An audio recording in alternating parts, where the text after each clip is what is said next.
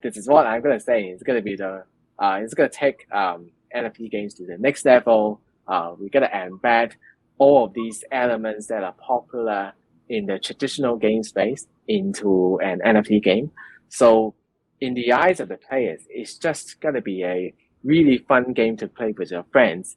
But at the same time, there are play to earn and team to earn opportunities.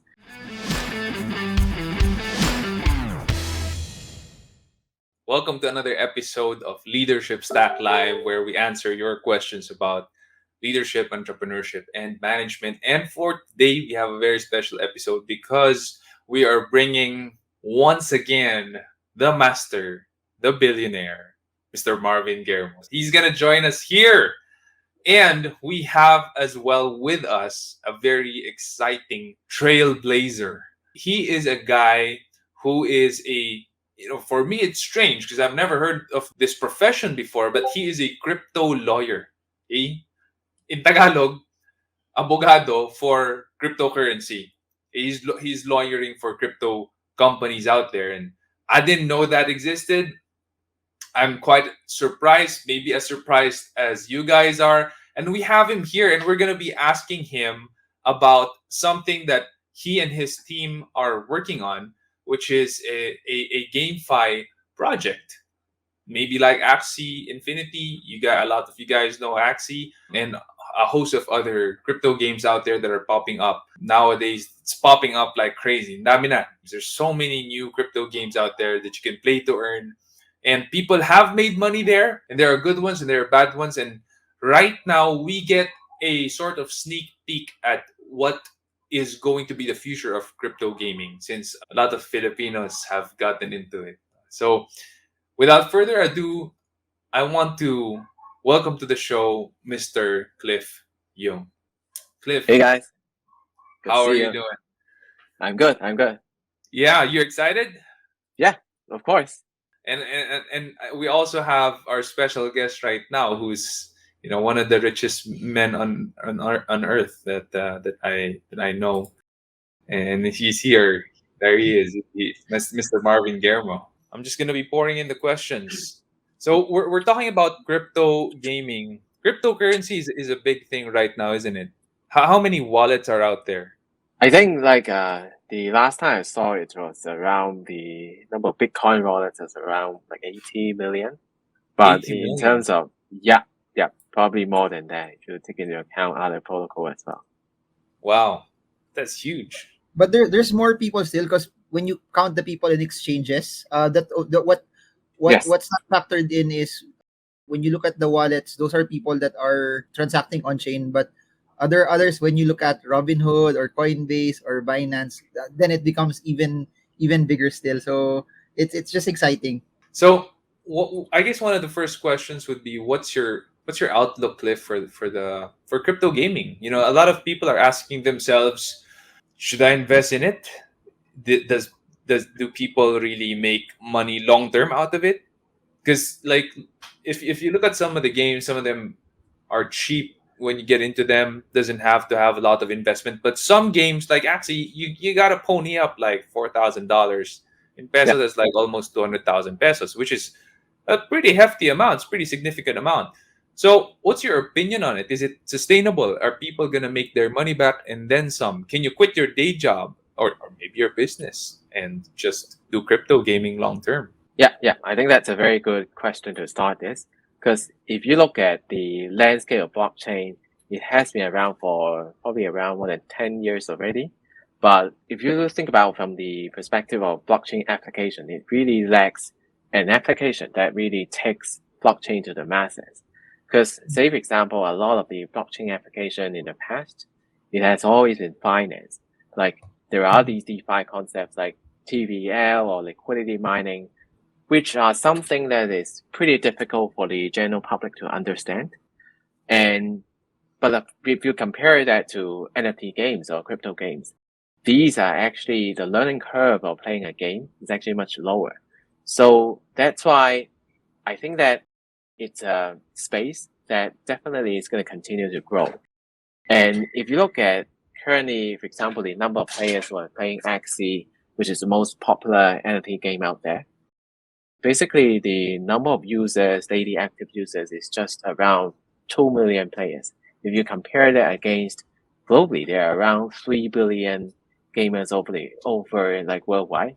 So that's why I think that for crypto gaming itself, it's only year zero because there are still a lot of players. Whether they're gamers or not, they haven't really been exposed to the blockchain gaming space yet. And if you think about what blockchain really brings changes to the gaming industry, is actually immense. The changes are so drastic that it's going to revolutionize the whole gaming industry. Because if you look at the traditional gaming space, if you do whatever games you want to do out there, whether it's a AAA quality title, you still have to pay 60% of your game revenue to basically some of these rent seekers like game publishers, game publishing platforms like Steam, like an app store. So that's why if you apply the concept of blockchain, like things like NFTs, you basically returning all these value back to both the players as well as the game developers. And now that player, because enabled by the NFTs, they finally have true ownership of the in-game asset. So if you look at the landscape of how these in-game transactions work, globally, I think there is around US $100 billion spent on these in-game transactions every year. But at the end of the day, the players actually, they don't own any in-game assets at all. They own nothing, having spent so much money to play the game that they like.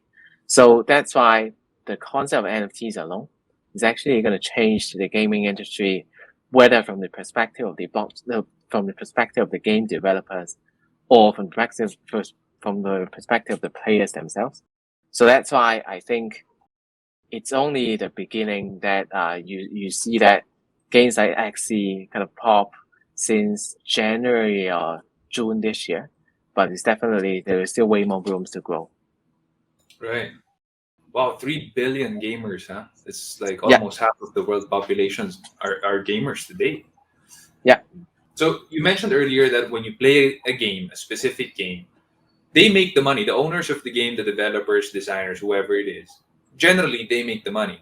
And once you put your money in, that's it. It's gone. It's theirs, right? You can't get that out. You don't earn anything when you play or when you win. When it comes to a lot of crypto games today, like Axie, you make money whenever you play. One of the things that struck me early on was how does the developers or the owners make money if they're giving that money back to the players when they achieve certain things?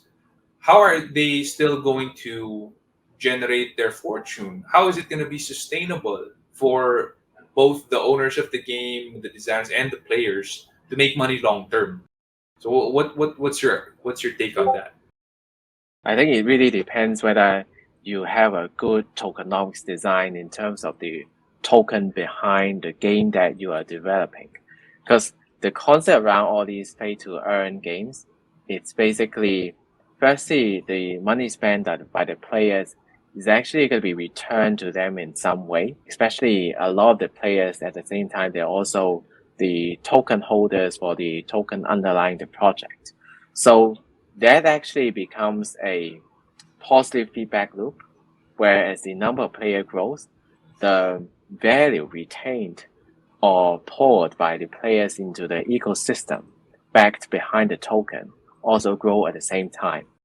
So that is something that you don't traditionally see in the gaming space, because no matter how large a game publisher or game developer is in the conventional gaming world, all of the money spent by the players, actually, they got captured only by the game developer. And ultimately, which means a lot of these game developers actually listed companies.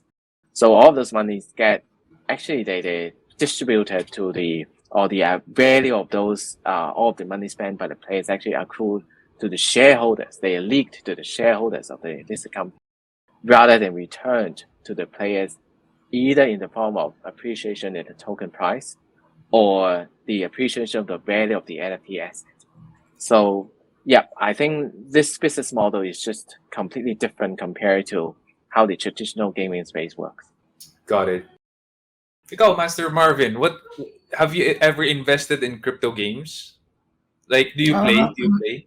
I tried here and there, and then other tokens as well. But it's fascinating, no? And I like Cliff's point earlier about making it sustainable. And because if the game is not if the game is not sustainable, and if it's not also something that people enjoy playing, then 2 months down the line, 4 months down the line, 8 months down the line, you might see people stop actually playing, and it doesn't become as interesting anymore. So it's nice if, well, as we see this go along over the next few years, that games that will be built, people really enjoy playing it, and then, oh, I'm actually earning from it. I'm actually getting something off of it, and that's what will make it very exciting as well. But I wanted to comment on what Cliff said, which is amazing.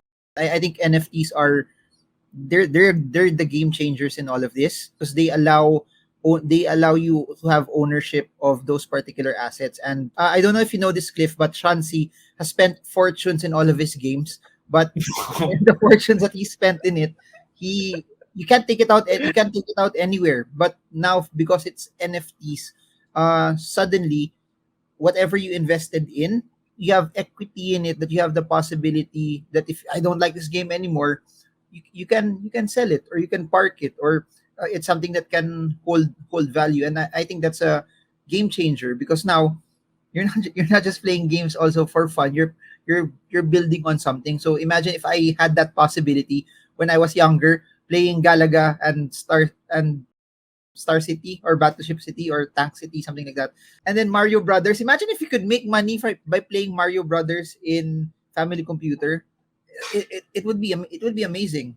This younger generation, they will have so much options to not just enjoy, not just play, but also we will see a bunch of revenue streams that will come out over the next decade. Yeah, Yeah, exactly. what When you look at the player engagement as well, in terms of the NFT games compared to the traditional games, because a lot of the players, when they spend money on buying these NFT assets, they're actually considering what they spend is an investment. So not only they're gonna spend more in terms of buying this in-game asset, their level of engagement with the games also is going to drastically increase as well. Because now that they think they are part of the community, they're actually part of the owner of the game as well. So they get a piece of pie in the game. So that's why they can spend way more time, not only to play the game itself, and also helping to grow the ecosystem of the game. So a lot of some of these games know that how to make a GameFi project well. They understand the importance of having these games, having these players, whether they want to form a guild or a team. So they want everyone to play together, and that level of engagement also becomes viral as well. Because when you are part of the owner of the game, you will actually spend way more time to just tell all your friends around, saying that, this is something that you need to try. So yeah, this is something I also find it's really a completely different landscape compared to the traditional game. Well, a lot of the players who spend, they will only consider that whatever they spend is just an expense. So when they're bored with the game, they're not going to care about it anymore.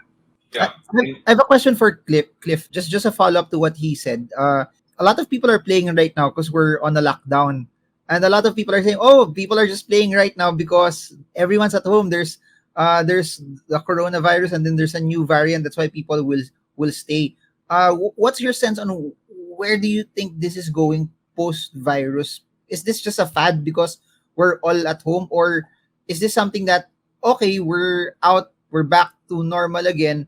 Uh, do you think people will continue playing still? GameFi or NFT games is just a few months old. So that's why a lot of people would think it in that way. It's just because most of the NFT games out there are just not the kind of games that resemble the traditional type of game that you're going to play all day on your phone or on your PC. But I think it's just something temporary. It's just like the early days of the internet. You find that you're not going to see like huge internet companies or websites that resemble what you're seeing today, right? So that's why I think it's just something transitionary. It's something that will pass soon. So what everyone is actually waiting for it's a game that is so fun to play. That is exactly the kind of game produced by a professional game development team, that it's just like the kind of normal good quality games that you play on your phone every day. And also alongside with sophisticated tokenomics design embedded in, that's going to take gaming, NFT gaming to the next level. So at the end of the day, what's going to happen is that a lot of the players of those games, especially when they're recommending the games to people around them, they're not going to say, this is a game that you can make money. They're going to say something like, you know what? You really should try this game. This is so fun to play. By the way, there's a chance that you can earn some money by playing this game as well. So I think this is something that's going to happen in the next few months or next few years. I think some people will do it full time, really, if they can play and make money. Because look, there are some people in our world today who think like this. You know what? I want to make money and retire so that I can play the games I want to play, right? There are people like that. They love playing computer games. But if you're going to be combining your work and money making with playing the game that you would want to play, why would you need to wait until retirement? Do that full time, right? Why wouldn't you? Right now, how you make money through the traditional games is if you sell the entire account, right? Which is, really honestly, it's a big hassle if you're going to be selling your entire account with all of the equipments there that you bought and stuff, and you usually would sell it at a loss. Yeah.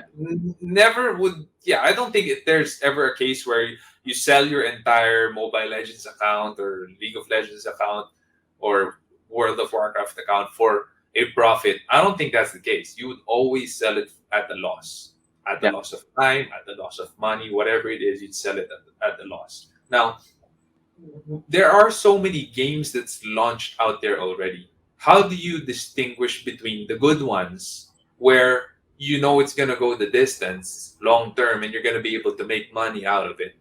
Something like Axie, right? I mean, it's 3 years and it's still there and people are still making money somehow out of it, versus the not good ones, which is what Master Marvin mentioned earlier. 2 months, 4 months in, they're gone. People would just say, this isn't worth my time, it's not fun, and it's going to tank, and people exit. How do you differentiate? How do you find out those good ones? Yeah, I think there are a few factors that you can easily identify whether some of these games are going to be sustainable in the long term. So firstly, of course, look at the quality of the project, because I see that there are hundreds, even thousands of crypto games out there. They're just kind of web interface games where what you have to do every day is basically just go on to this website and then click 10 buttons, and then you're gonna earn maybe 50, like a 10 USD equivalent. So I mean, in that kind of circumstances, really ask yourself, is it really is it possible there is something like free lunch in the world? It's not possible, right? So these are very apparent that these are Ponzi schemes. So you're only earning your 10 USD because there are more players coming in who are buying the NFT asset to pay you off, because you're just an earlier earlier player than the players that are coming in down the road. So yeah, just a lot of these games actually they're not really a game. They're kind of like a farm that you just click every day, and everything really depends on how many new players coming in. So that's the first thing that you have to watch out for. Really look at whether that game has a long-term roadmap to build itself as a true game versus whether it's going to stay as this web interface. Or, I mean, if you really want to, if you have a good team, really want to build a NFT game that it's sophisticated enough, you wouldn't even start off building like something like a web game like this, right? So this is one thing that you have to watch out for. And secondly, I think it's also very important that you look at the quality of the team behind the games that they're building, because you can see that a lot of teams behind the crypto games nowadays, they're kind of these anonymous team. So everyone gonna use an avatar of like a crypto punk or like a Basie, and then they gonna have these pseudo names, but you can't really fact check whether they really have game development experience before, right? Maybe they're just a bunch of people that just want to ride on the wave of NFT games, and then because everyone's talking about crypto games, NFT games, that's why they want to do a project just to get some, make a quick buck as well. So this is something that definitely watch out for. Do due diligence, make sure that you check out the team, check out the social as well, to make sure they really have real game development experience. There are also a lot of projects where the team behind is actually a team that used to do other crypto projects like a decentralized finance projects, but it's a completely different thing. Like even if you can run a very good DeFi project, it doesn't automatically mean that you can build the right team to do a game project, right? Doing a game project is actually much more difficult. There are way more different, a diverse set of skills of people that you need to onboard compared to doing a DeFi project where the most important element probably is going to be the smart contract side of things.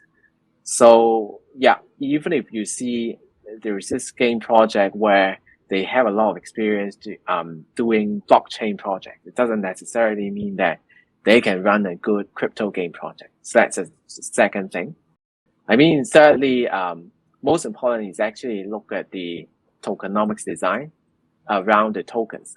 Whether it's something like, for example, you can see a lot of NFT games out there that only have these player versus enemy, in other words, PvE elements. So if a game doesn't really have any player versus player element at all, basically you can see that essentially all of the play to earn rewards, it's like a zero sum game between the game project team and the players. Because whatever the players are earning, they all come out from the project foundation.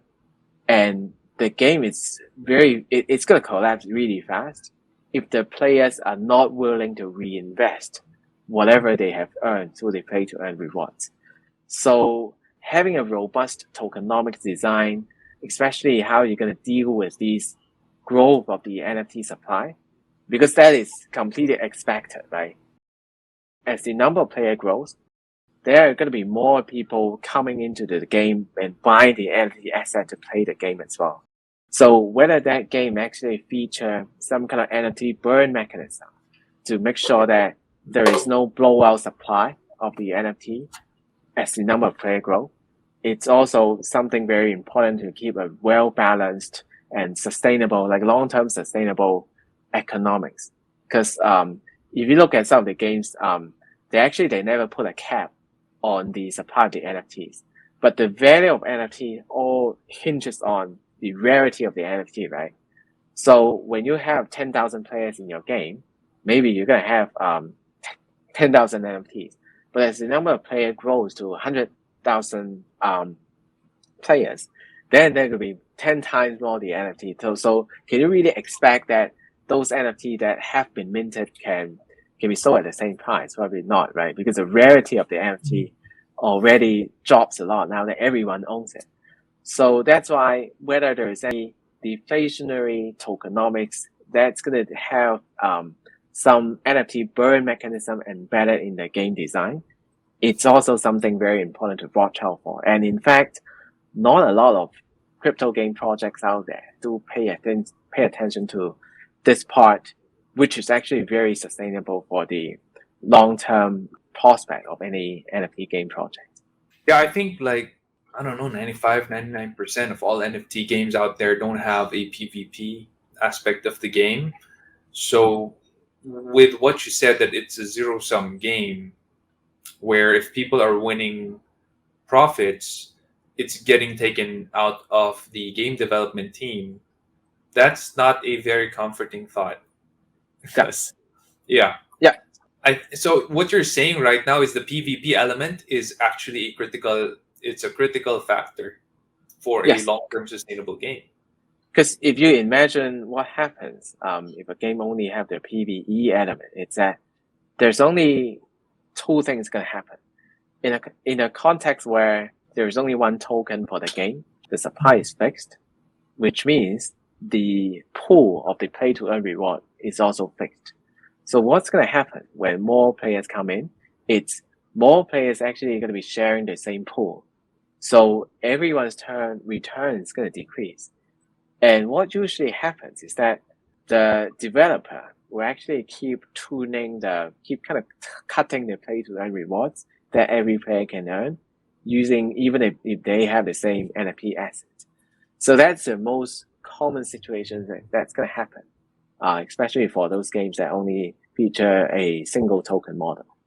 But even for games that feature a dual token model, what's going to happen is that the in-game currency, usually there's a separate token that is minted upon the players earning the play-to-earn rewards. If more players come in and they don't reinvest whatever they've earned back into the ecosystem, what's going to happen is that a lot of these play-to-earn rewards will be minted until a situation where there's oversupply of the in-game currency token out there. So what's going to harm to the players is not in the form of draining the reward pool, but every day you can earn the same amount of reward, but the token price will just keep tanking. Right. So yeah, I think that's really the problem that I see for a lot of crypto game projects that haven't put a lot of thought into designing the tokenomics.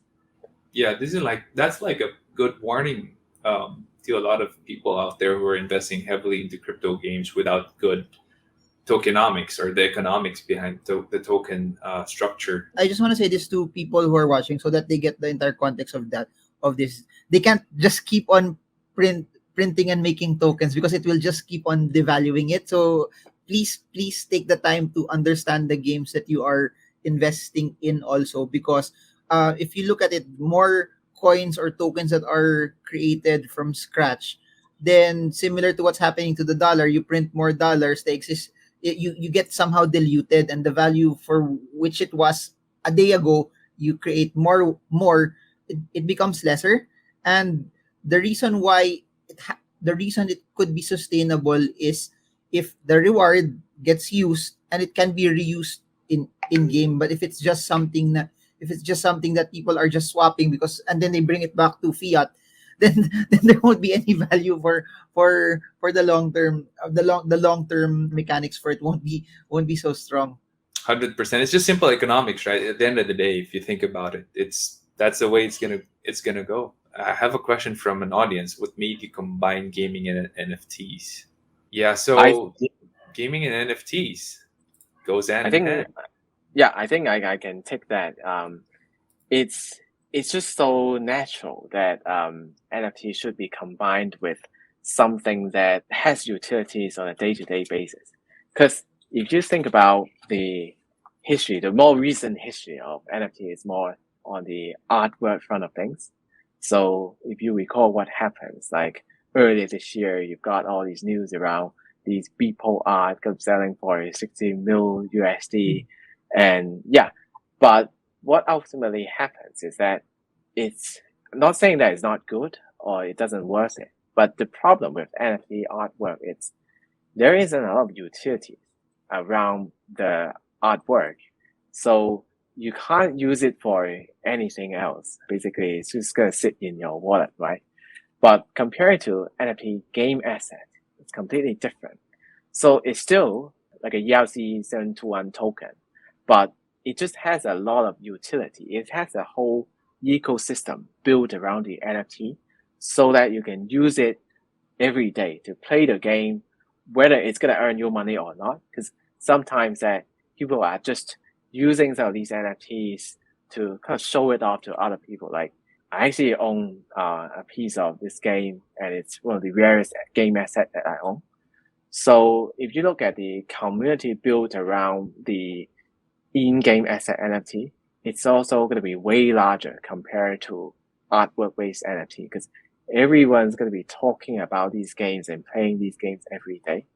So yeah, I think from the perspective of the utilities around the NFT of game-based NFT compared to other form of NFTs, it's just that the engagement is way larger. I want to say this, Sean. You said something a while ago when people were selling their in-game items or their account.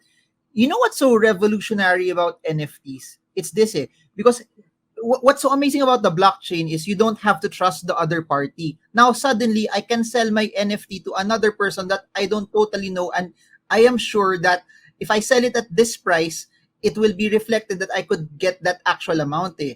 Because that alone is an amazing use case already of NFT, because when you pay someone for a traditional game, you're not sure if that person will run away with your money, or if that person Yeah. will run away with your skin or your in-game item. But right now, because it's in the blockchain, trustless, eh. Anyone can now transact. I don't need to trust the other person. All I need to know is that it's in the game, it's an NFT, and I can actually trace the transactions of that particular token. That makes it so amazing already.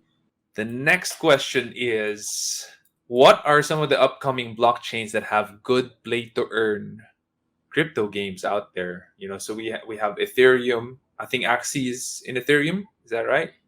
Yeah, and the gas fees is insane. It's crazy already. So what are some of the blockchains out there that have good upcoming play to earn games? Maybe like Axie. It's like a lot of our viewers here understand what Axie is, and when Axie was starting out, you'd make much better return on your investment, and as the days and years go by, you would have better and better returns for your investment, because more and more people went ahead and played and invested in it.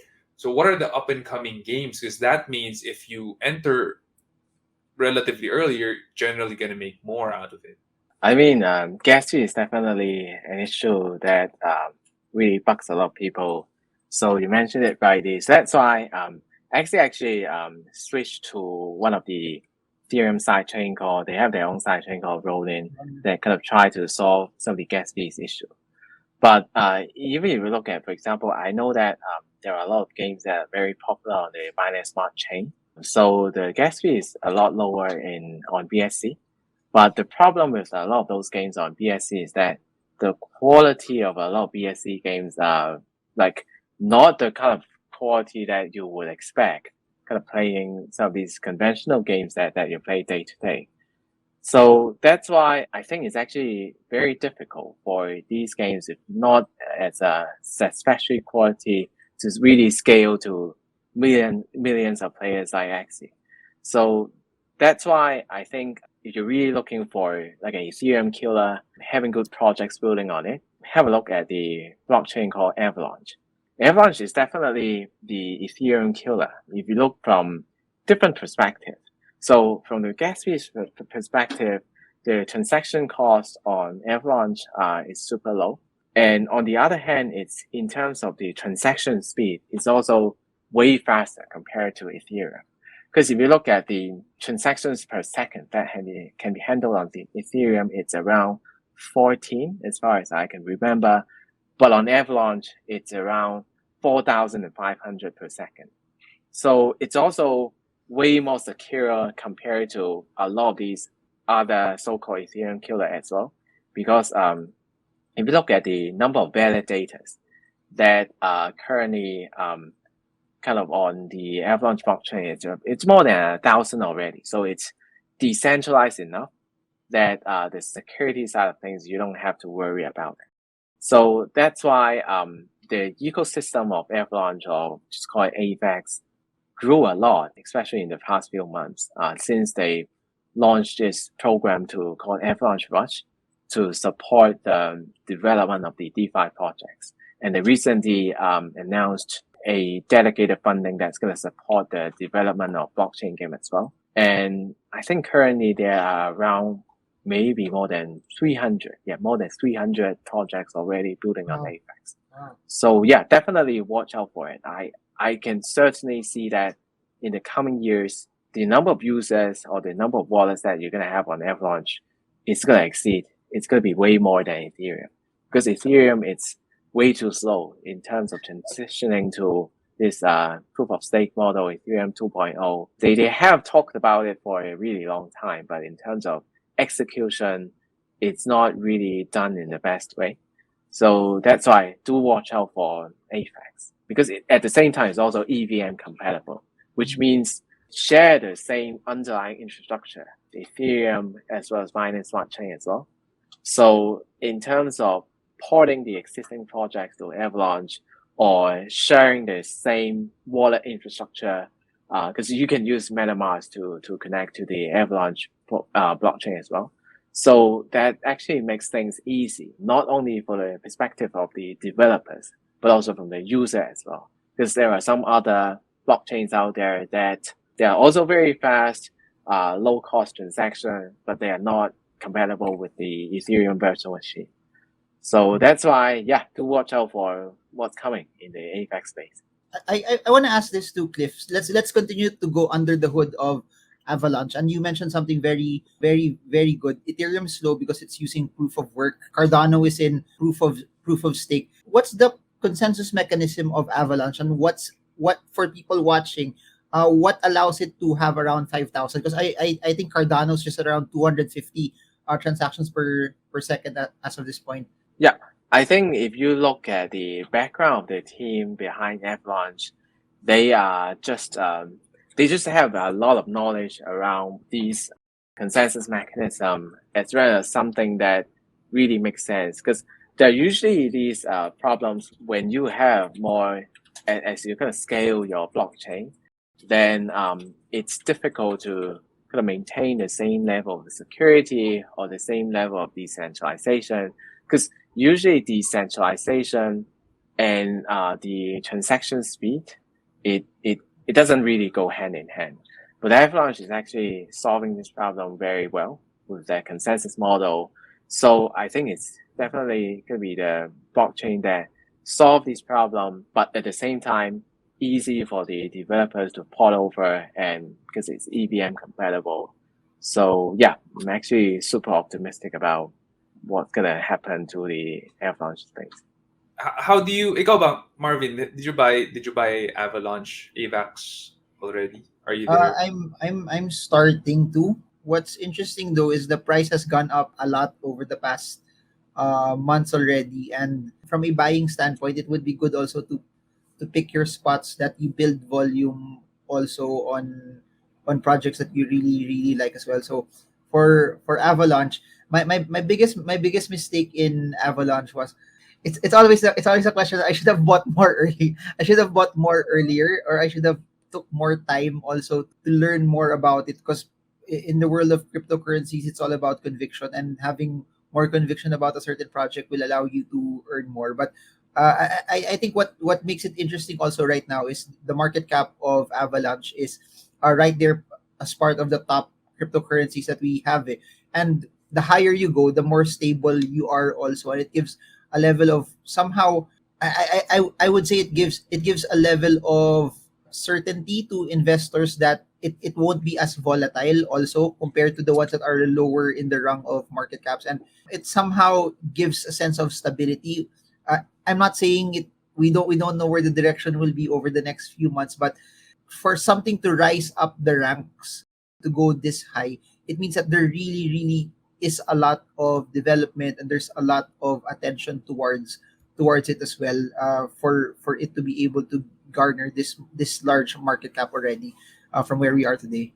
So is it something that you would consider as, you mentioned that it went as high as it did right now. It's pretty high right now, but is it really high? Would you consider this high considering that it's snowballing to having that much projects? What's interesting about that is this. So the benchmark for everyone for smart contracts is Ethereum. If it will try to go for Ethereum or even Solana, then it has still a long way to go in terms of its upside. And it's a question of Cliff nailed it properly already. It's about the ecosystem. It's about the network effects. The fact that there's a lot of programs and apps that are being built around it already speaks volumes, because you could have the best blockchain, but if nothing is built on top of it and no one's using it, then it won't have any value. The net worth of every network is the number of apps and people that are actually using it. That's why Facebook is valuable, because you have billions of people logging in on it on a daily basis. In the same way, that's how I see Avalanche. More and more people logging in, more and more people using it, the more valuable it becomes as well, and more people building on it too. So for people who want to get into it, what's the best way? The easiest is just to open via an exchange. There's a lot of exchanges available there. And when you get it via an exchange, it's still one of the cheapest ways, lower transaction fees, and it's easy. There's a lot of on ramps from fiat to that particular cryptocurrency. So there, Yeah. that's my answer. Yeah, and then just in terms of using, if you want to play the game on the Avalanche blockchain, it's also relatively easy because, as I said before, Avalanche is EVM compatible, so you can actually use your same MetaMask account, just like how you connect your MetaMask account to BSC. You just have to add a custom network and then just follow the instructions that you definitely find online. And yeah, you will be able to share the same BSC account or Ethereum account when you're connecting to the Avalanche protocol. So of course, the Avalanche network uses AVAX tokens as the native token for the gas fees. So you do need a certain amount of AVAX tokens to pay for the gas fees.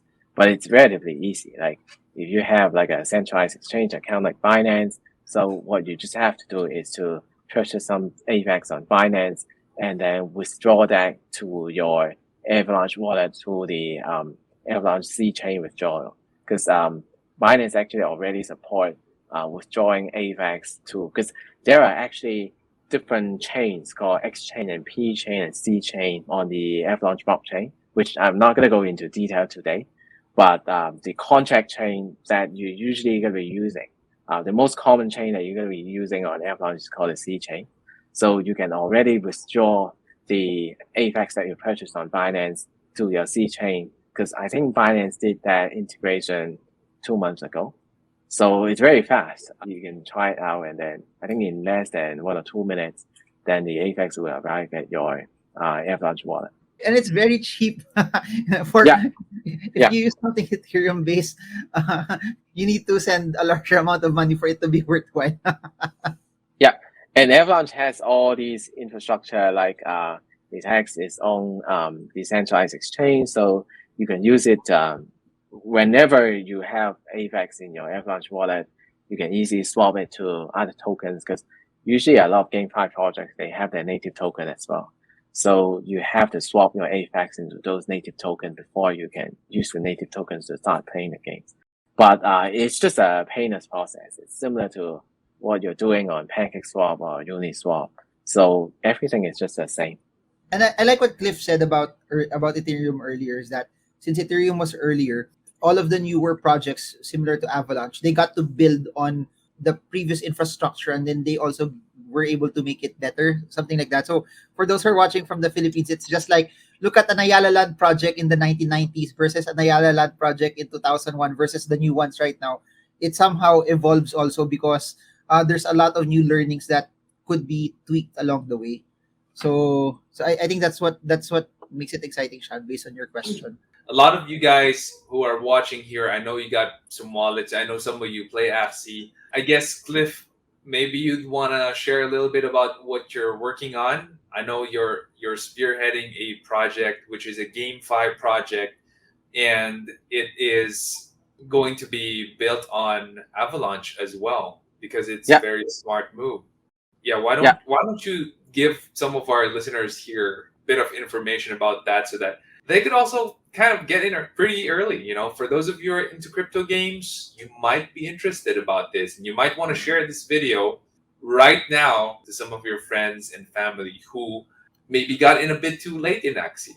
Maybe they're not making that much, or that maybe they're not making good ROI right now. You might want to share this with them.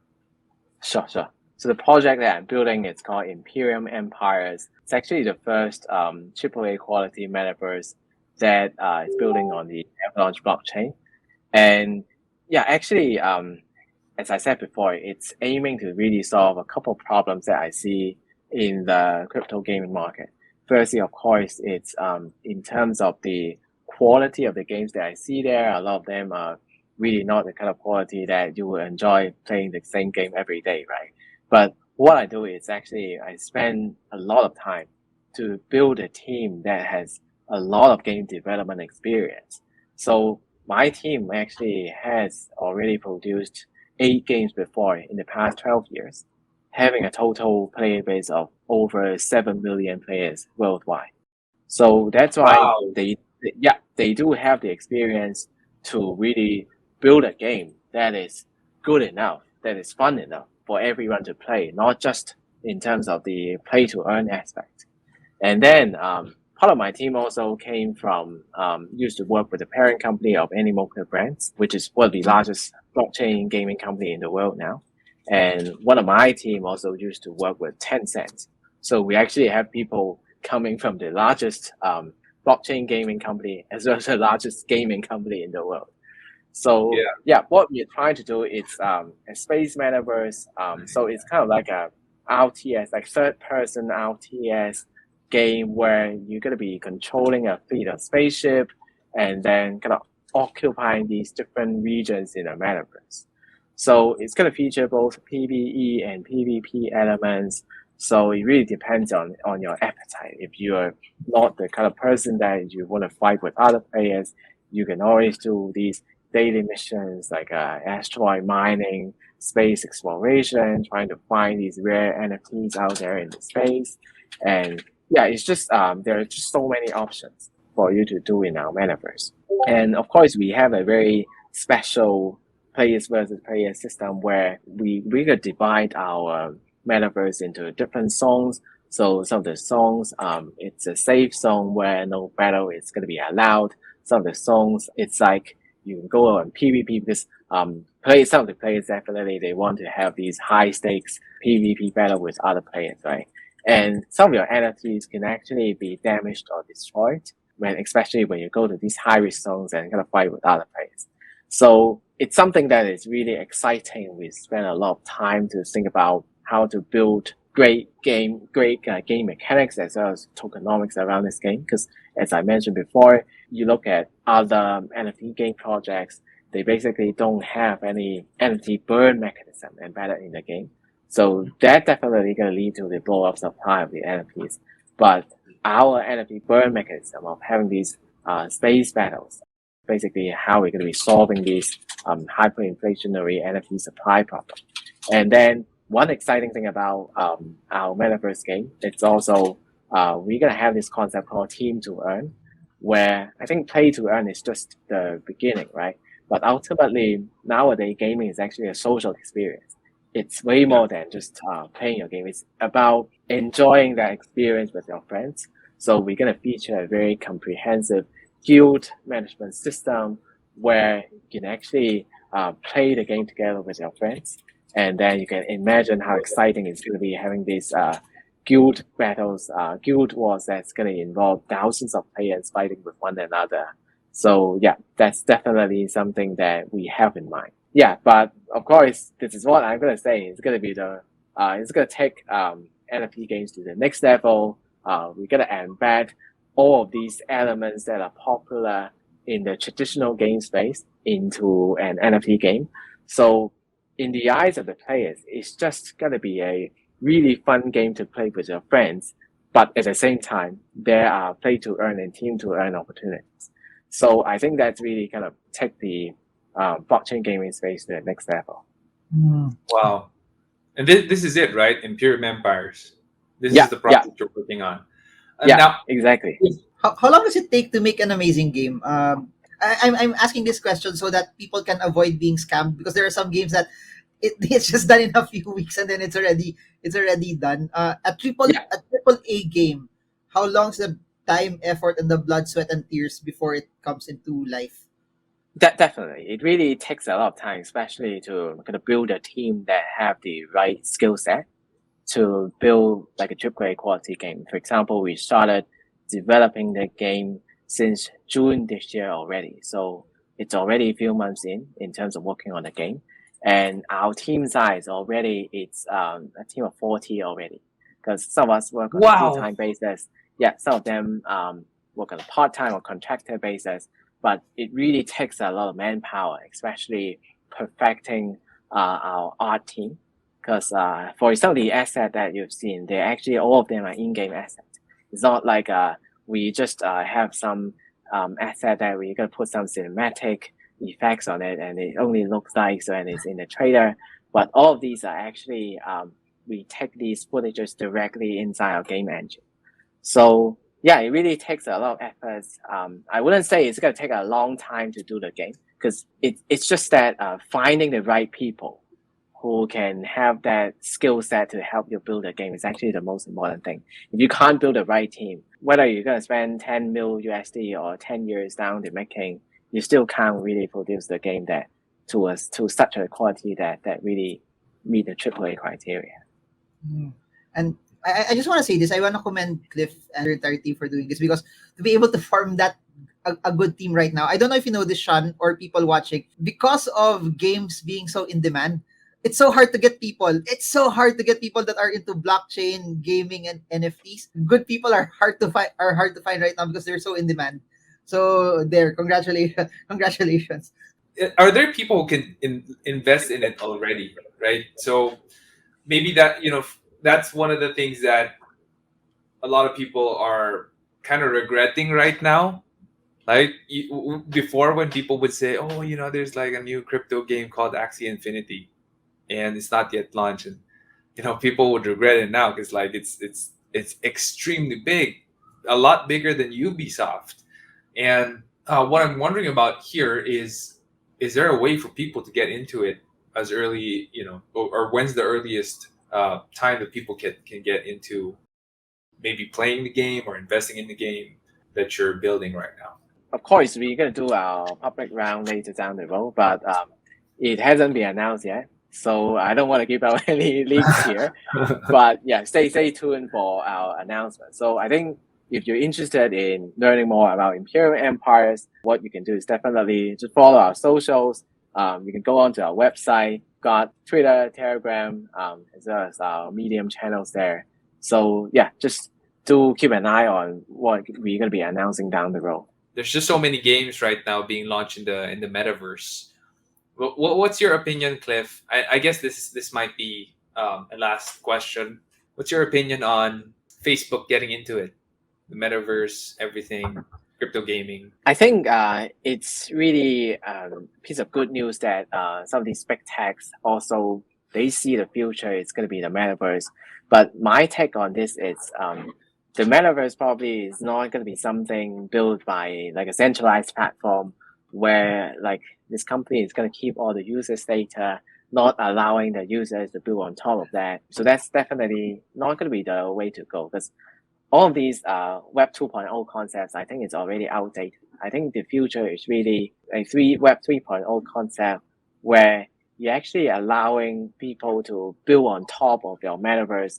It's also about the front end interface as well. It's probably not going to be a like social media platform. It's actually going to be a gaming interface. I'm not sure whether you watch this movie called Ready Player One. I think it's definitely the metaverse is going to be a gaming interface where the game is just so fun. And then every player, they will contribute to building the game, making it better, and then get their friends to come into the game as well. So eventually, it's gonna the viral effect. It's gonna make the metaverse using this gaming interface become an indispensable part of everyone's life. So I think that is the way of how you build a metaverse, rather than having a centralized management sitting in the boardroom and then just thinking about what everyone's gonna do in the metaverse crafted only by them. Yeah, that was a pretty good movie and actually pretty good depiction of what's happening, no? Cliff is correct, because of cryptocurrencies, it allows it to be decentralized. There's no one single entity that owns everything. And I like the concept where you can use the same NFT and move to different metaverses. That's amazing. That's amazing. Galing. So I'll see you in the metaverse. But yeah, so guys, hey, if you learned from this about crypto gaming, how a lot of them actually, and yeah, maybe the crypto game you've invested in right now, maybe the one you're playing, is not really that sustainable if it doesn't have a PvP or player versus player element, because everything's just being minted. It's gonna inflate, it's gonna bloat, and if there's no PvP element, the money you're earning is coming straight out of the developer's pocket or the stakeholders' pocket. So it's a zero sum game. No one wins. You got to think about the sustainability of the gaming. It can't be a short term fad or a short term way for you to live life. You got to think about longevity. You got to think about the long game always. And Cliff mentioned Imperium Empires. It's a project he's working on. He's the CEO. He's spearheading this. 40 people, and some of them are Tencent developers. Tencent being, I think, one of the most popular game developers out there. They definitely got my money because I've, invested in some of their games and also hold Tencent shares. So, that's very good that you got people working with you from Tencent and working on Imperium Empires. And guys, as he has mentioned earlier, stay tuned for the launch of this game. If you guys were one of the people who first got into these big crypto games right now, and I keep saying Axie because that's what most people here in the Philippines are familiar with, you'd be retired by now if you got in early. And this is something that he's building, hasn't launched yet. You could get in early. That said, thank you so much, Cliff, Master Marvin. Thank you for being here. I know your time is super precious. Thanks so much for tuning in. Please do share this video if it added value to you. Share it with friends and family. Subscribe to us on YouTube and follow us on Spotify. And I will see you guys next week. Take care. Oh hey, and since you're here, can you do me a favor? Can you hit on the subscribe button and hit the bell button and select all notifications so that whenever we have a new video, you're gonna be the first one to know. Until then, keep leading. I don't love 100% of my job. There are parts of my job that I don't like. And ganun talaga. It's really like that. Work is like that. There are some parts that you're not gonna like. I wouldn't focus too much on passion. I know a lot of people, not a lot of speakers would say, focus on your passion, focus on your passion. But if I'm gonna choose between skill set and passion, I'm gonna choose skill set.